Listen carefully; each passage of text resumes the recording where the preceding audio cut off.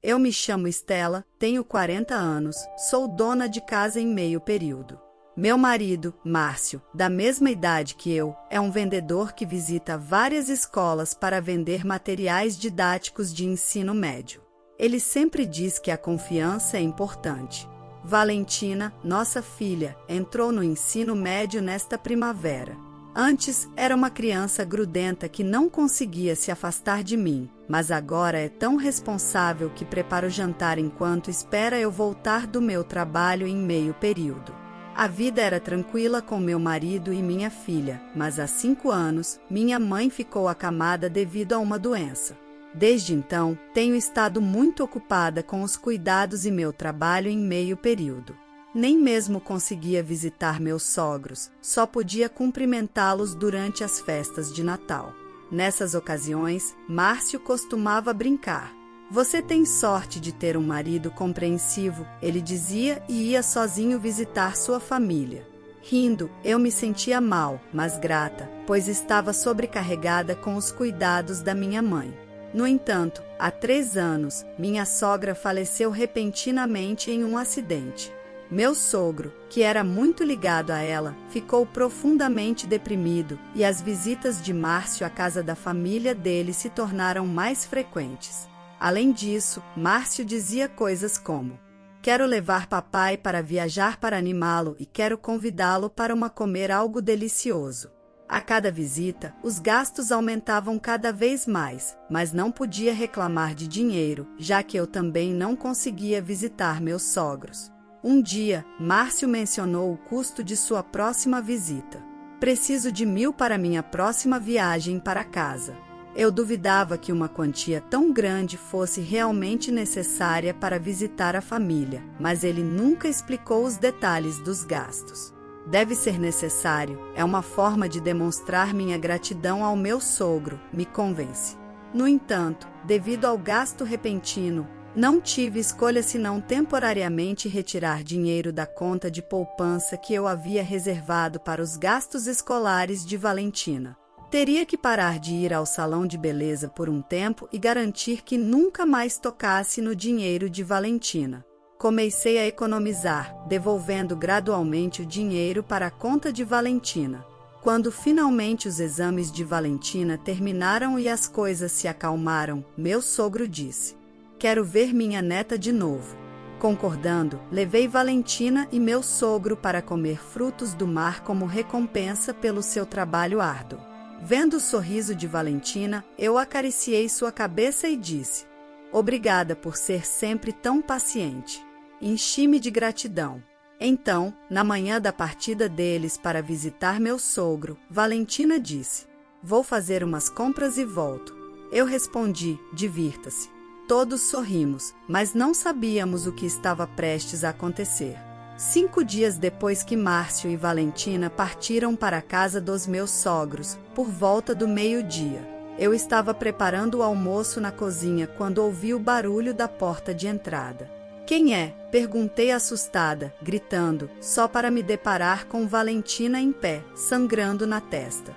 Que diabos aconteceu? Gritei quase em desespero, olhando ao redor em busca de Márcio, mas ele não estava em lugar algum. Tremendo, levei Valentina para dentro e liguei imediatamente para Márcio. Márcio, onde você está? Perguntei. Estou no trabalho. Não te contei? Saí em uma viagem de negócios logo depois de levar a Valentina para a casa dos meus pais. Fiquei confusa. Não tinha ouvido falar desse trabalho, não fazia ideia disso, e o mais importante é que a Valentina voltou para casa gravemente ferida. Provavelmente ela caiu. Não leve isso muito a sério, as garotas da idade dela tendem a exagerar. Adeus, Márcio desligou rapidamente depois de dizer isso. Eu não podia aceitar uma história tão absurda. Enquanto cuidava da Valentina, perguntei a ela por que estava ferida e o papai foi trabalhar. Valentina, com o rosto pálido, manteve os lábios trêmulos selados por um tempo, mas depois sussurrou: papai me empurrou. Chocada, esfreguei gentilmente as costas da Valentina enquanto ouvia sua história.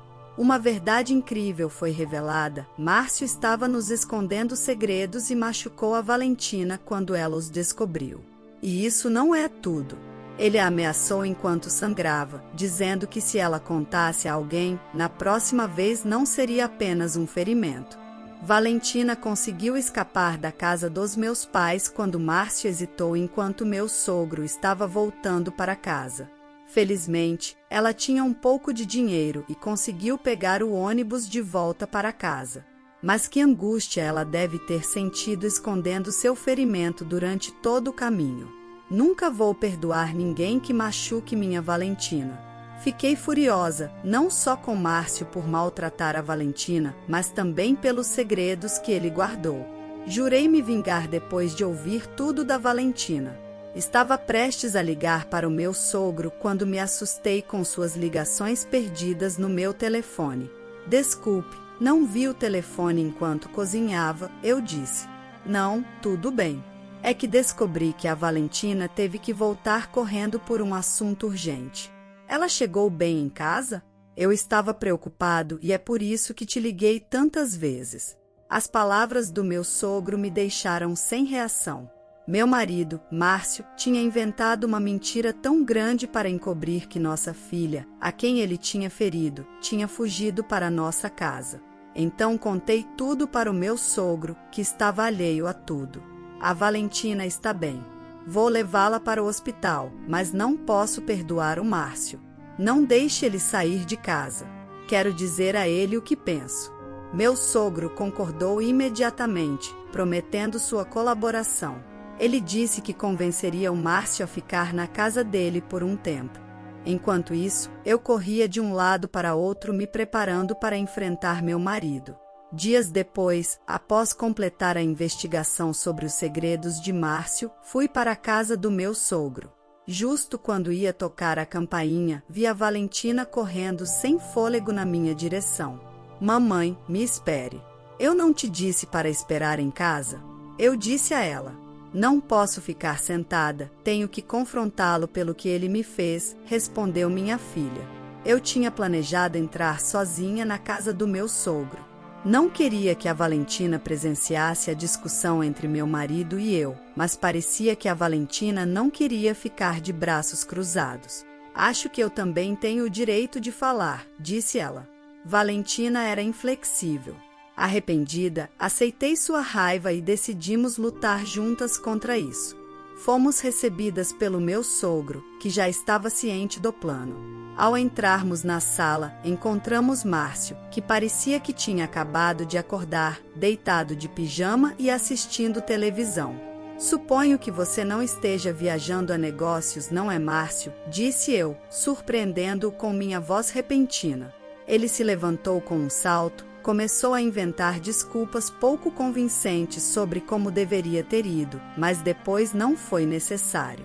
Bem, isso não importa agora. O que eu quero saber é sobre a lesão da Valentina.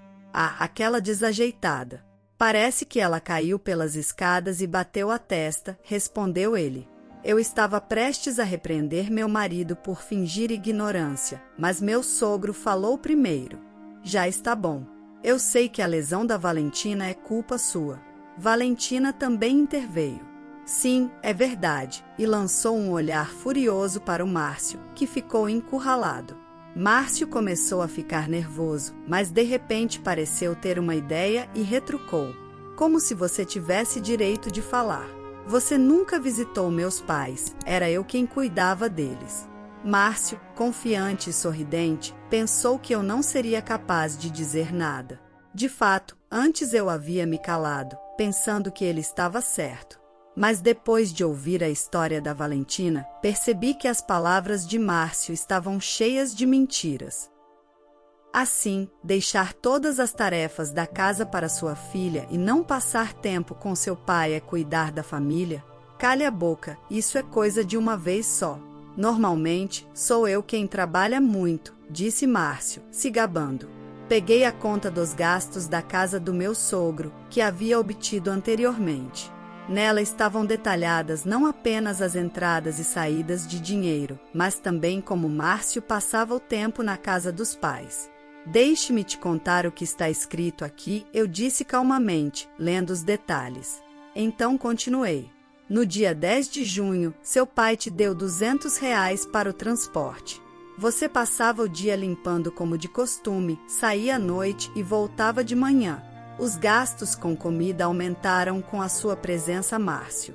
De acordo com isso, toda vez que Márcio me visitava, ele mentia dizendo que eu não dava dinheiro para o transporte e recebia dinheiro em espécie do pai. Aproveitando minha ausência, Márcio me pintou como uma esposa mesquinha e má para ganhar a simpatia do pai. Como você não se envergonha de se aproveitar dos seus pais com a sua idade? E ainda por cima, recebendo todo tipo de ajuda, disse eu. Enquanto estava encurralado por nossas acusações, Márcio ficou calado, sem palavras. Em que você estava gastando todo esse dinheiro? Perguntei. Bem, não precisa dizer nada. Tenho certeza de que está pensando em outra mentira cabeluda, eu completei. Ignorando os murmúrios de Márcio, e mostrei uma foto. Você precisava de tanto dinheiro porque estava gastando em lugares como este, não é mesmo? Como você sabe sobre este lugar? Perguntou Márcio, surpreso. Sua expressão mudou. O segredo que a Valentina descobriu enquanto Márcio visitava seus pais era o seguinte. Ela pensava que Márcio estava cuidando do pai, mas na verdade saía à noite e voltava de manhã.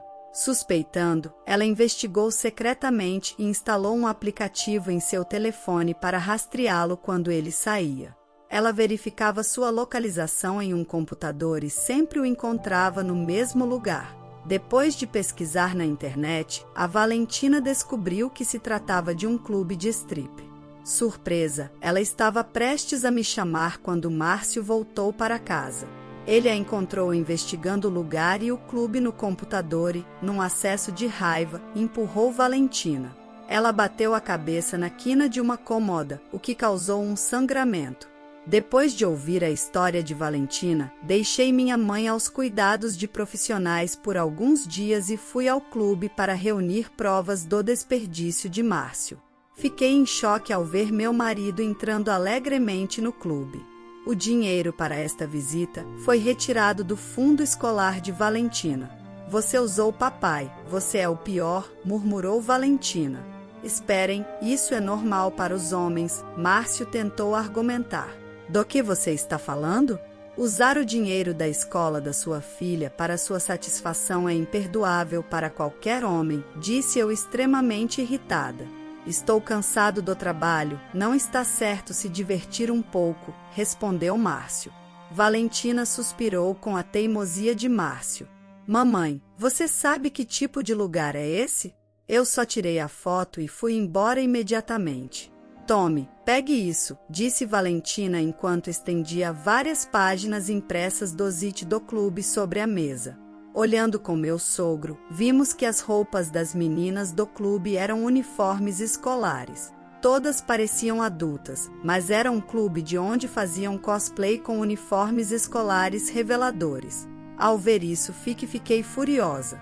Expor minha filha dessa idade a um mundo assim me encheu de raiva, mas Valentina parecia imperturbável. Então, papai, você gosta desse tipo de coisa? Que nojo, ela disse isso e entregou os papéis a Márcio com repulsa. Sabe, Márcio, se seus clientes das escolas descobrirem seu gosto por garotas com uniforme, poderia ser um grande problema. Duvido que sua empresa, que vende material educativo para as escolas, queira manter um funcionário com esses hobbies. Eu disse isso com um olhar gelado, e Márcio ficou pálido rapidamente. Peguei o livro de horários de Márcio, que ele havia deixado em sua bolsa de trabalho, e o encontrei facilmente. Olhando agora, sei todas as escolas que você tem visitado. Talvez eu deva informar seus clientes sobre o seu maravilhoso hobby, eu provoquei Márcio. Por favor, deixe disso. Sinto muito por ter ido longe demais. Vou mudar minha maneira de agir a partir de agora, disse ele.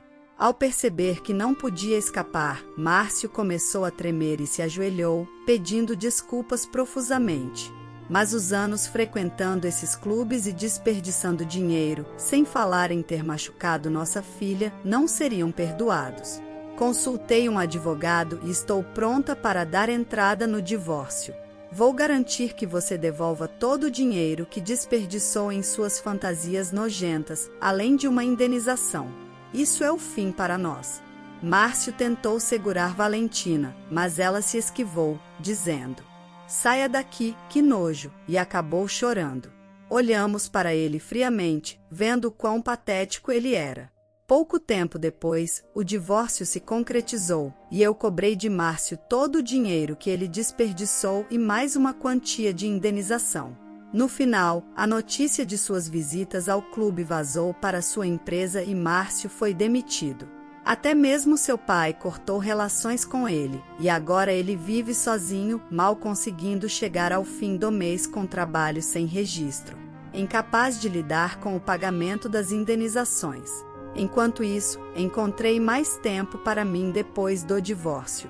Com a ajuda de Valentina, a saúde da minha mãe melhorou consideravelmente, e ela não precisa mais de cuidados.